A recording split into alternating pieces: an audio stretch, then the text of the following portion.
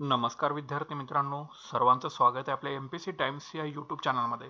तर कंबाईन 2024 गट ब आणि गट क एकूण किती जागांची जाहिरात येणार आहे, तर त्या संदर्भातील आपला हा व्हिडिओ सेशन आहे. जर तुम्ही चॅनलवरती नवीन असाल तर नक्कीच चॅनल आपलं सबस्क्राईब करून घ्या, व्हिडिओला लाईक करा आणि शेअर करायला अजिबात विसरू नका. तर एकूण किती जागांचं मागणी पत्रक जे आहे ते आतापर्यंत आयोगाकडे पोहोचलेलं आहे, तर ते आपण ह्या व्हिडिओच्या माध्यमातून डिस्कस करायचं आहे. प्लस परीक्षा ही साधारणपणे कधी येऊ शकते किंवा आपल्याकडे किती दिवस शेपमध्ये आपल्या हातामध्ये आहेत, जेणेकरून आपण ही जी एक्झाम आहे ती क्रॅक करू शकतो. तर त्याच्या संदर्भामध्ये सुद्धा आपल्याला डिस्कस जे आहे त्या व्हिडिओ सेशनच्या माध्यमातून आपल्याला करायचं आहे. ठीक आहे, तर आता सुरुवात करूया. तर बघा, पहिली जी पोस्ट आहे ती PSI. तर PSIच्या एकूण ज्या जागा आहेत आयोगाकडे सध्या पोहोचलेल्या आहेत, तर त्या एकूण जागा ज्या आहेत त्या 442 जागांचं मागणी पत्रक जे आहे हे आयोगाकडे पोहोचलेलं आहे. एकूण 442 जागांचं मागणी पत्रक जे आहे हे आयोगाकडे पोहोचलेलं आहे. अजून सुद्धा आयोग जे आहे ते वेट अँड वॉच या भूमिकेवरती आहे. तर अजून सुद्धा जागा ज्या असतात त्या ह्याच्यामध्ये वाढू शकतात. ठीक आहे, पण कमीत कमी इतक्या तरी जागा ज्या आहेत ह्या येणाऱ्या जाहिरातीमध्ये तुम्हाला दिसू शकतात. ठीक आहे, तर PSIच्या कमीत कमी 442 जागांचं मागणी पत्रक पोहोचलेलं आहे आयोगाकडे, असं आपल्याला एक समजतं.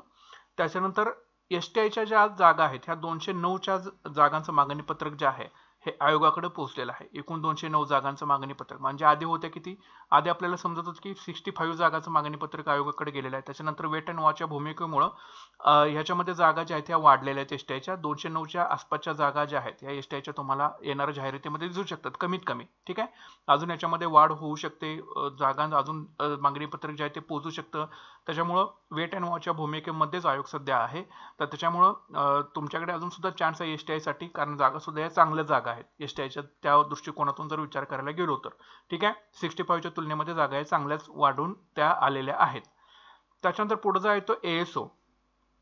तर असिस्टंट सेक्शनल ऑफिसर जे आहे सहाय्यक कक्ष अधिकारी, याच्या 54 जागा ज्या आहेत या 54 जागाचं मागणी पत्रक जे आहे ते आयोगाकडे पोहोचलेलं आहे. म्हणजे इतक्या तरी ज्यांना कुणाला मंत्रालयीन सहाय्यक बनायचं आहे त्यांनी जोर लावा. निश्चितपणे त्या फक्त तेवढ्या एरिया पुरत्या जरी जागा ह्या 54 बघितल्या तरी हा आकडा चांगला आहे. त्याच्यामुळे सुद्धा तुम्ही ते चांगलं फाईट करून तुम्ही ही पोस्ट जी आहे ती मिळवू शकता. त्याच्यामुळे नक्कीच जास्तीत जास्त अभ्यास करायचा तुम्ही सर्वांनी ट्राय करा. त्याच्यानंतर सब रजिस्ट्रारच्या जागा किती पोहोचल्या आहेत हे अजून अद्याप काही समजलेलं नाही, एक्झॅक्ट समजलेलं नाही किती जागा ज्या आहेत ह्या आयोगाकडे पोहोचलेल्या आहेत सब रजिस्ट्रारच्या. ठीक आहे, दुय्यम निबंधकच्या. पण ह्या सुद्धा जागा एक चांगल्या येऊ शकतात. कमीत कमी मागच्या वेळेला 40 पर्यंत जागा होत्या, तर ह्या वेळेला सुद्धा कमीत कमी एक तिथपर्यंत जाऊ शकतात, किंवा मग 10 किंवा 15च्या आसपास तरी या सब रजिस्ट्रार दुय्यम निबंधकच्या जागा येऊ शकतात आणि वाढू सुद्धा शकतात. ठीक आहे, पण अजून या जागा कितपत गेलेल्या आहेत याची माहिती अजून मिळालेली नाही. त्याच्यानंतर टॅक्स असिस्टंटच्या जागा ज्या आहेत त्या जुन्या मागणी पत्रकानुसार 320 जागा होत्या. ठीक आहे, टॅक्स असिस्टंटच्या कर सहाय्यकच्या ह्या एकूण 320 जागा होत्या.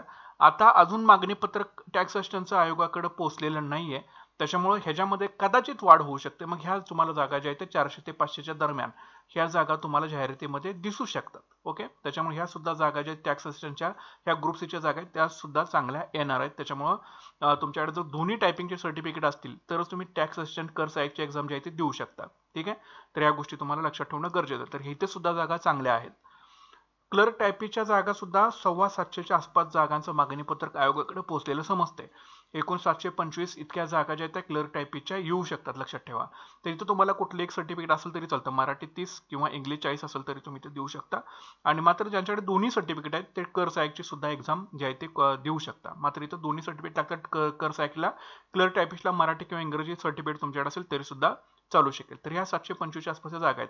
म्हणजे जवळपास टॅक्स असिस्टंट क्लर्क टायपिंग दोन्ही मिळूनच तुम्हाला जागा येणाऱ्या जाहिरातीमध्ये ह्या 1000 जागा ज्या असतील ह्या तुम्हाला दिसू शकतात. ठीक आहे, 1000 जागा इथे दिसू शकतात. म्हणजे जवळपास जाहिरात जर बघायला गेली तर अतिशय सुंदर जाहिरात जी आहे ती आपल्याला दिसू शकते. ठीक आहे, त्याच्यानंतर इंडस्ट्रियल इन्स्पेक्टर जे आहेत, उद्योग निरीक्षकच्या ज्या जागा आहेत त्या 39 जागा आहेत असं आपल्याला समजतंय.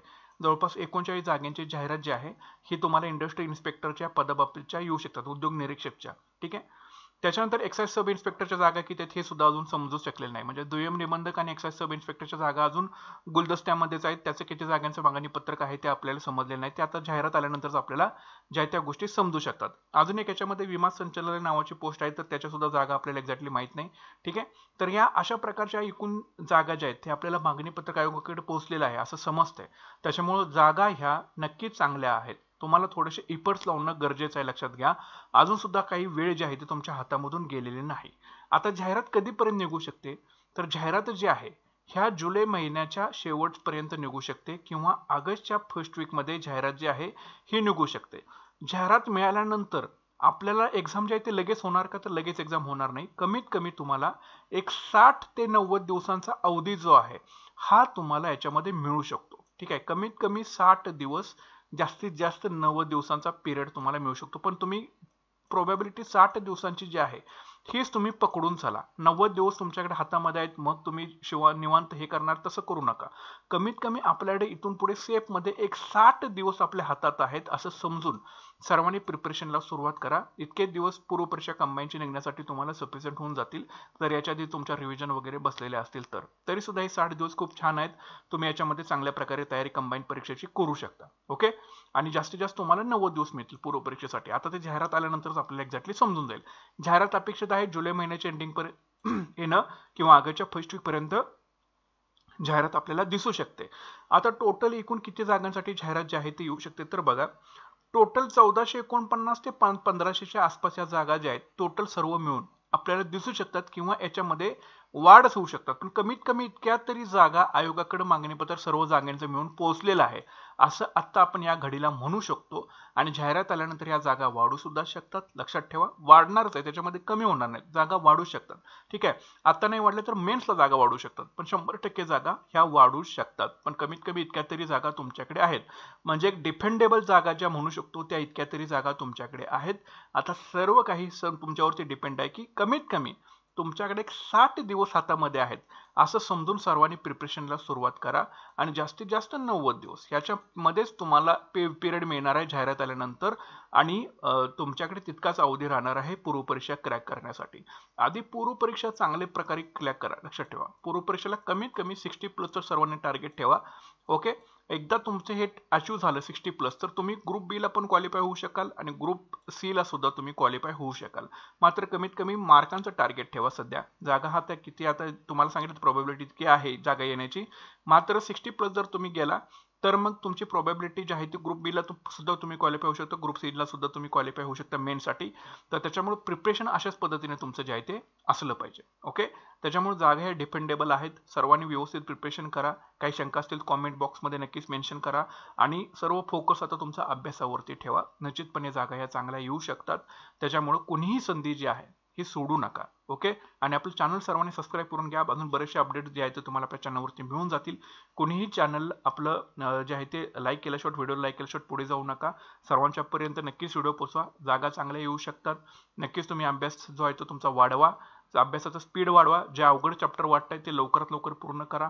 जे सोपे वाटतंय त्याची अजून चांगली तयारी करा, म्हणजे जेणेकरून ते मार्क्स तुमच्या हातामधून जाता कामा नयेत. PYQ प्रॅक्टिसवरती भर ठेवा. दररोज 6 ते 8 तास अभ्यास झाला पाहिजे. या दृष्टिकोनातून तुमचा अभ्यास जो आहे इथून पुढे तुम्हाला करायचा आहे. ठीक आहे, तर हेच फक्त तुम्हाला अपडेट जे आहे ते कळवायची होती. तर भेटूया आता पुढच्या व्हिडिओ सेशनमध्ये. Thanks for watching guys and all the best.